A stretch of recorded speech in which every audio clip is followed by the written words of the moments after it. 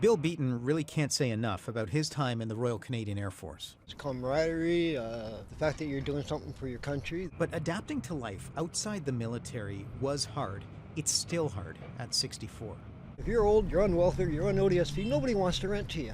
Sooner or later, you're going to have to choose between having something to eat or paying your rent. He was in and out of shelters until a group called Soldiers Helping Soldiers helped him access subsidies for permanent housing.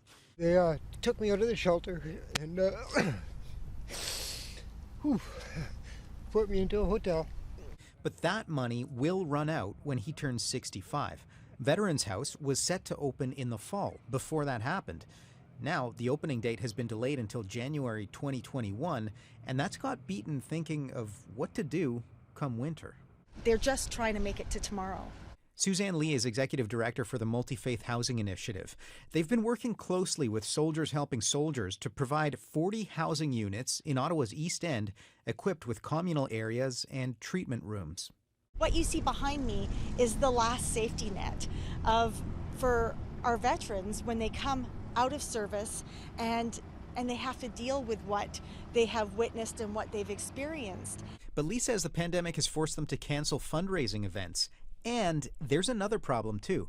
The pandemic has also shut down support programs at homeless shelters. Those used to be a place where volunteers could check in on veterans who were meant to live in these homes. Our access point to check in on them and see how they're surviving has disappeared. If we slip anymore, there's going to be a whole winter that people will spend on our streets. By then, I'll be back on the street.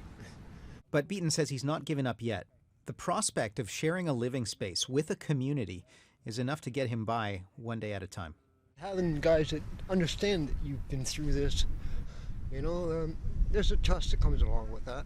There is hope there, right? It's not all gloom and doom. Dabaghi-Pacheco, CBC News, Ottawa.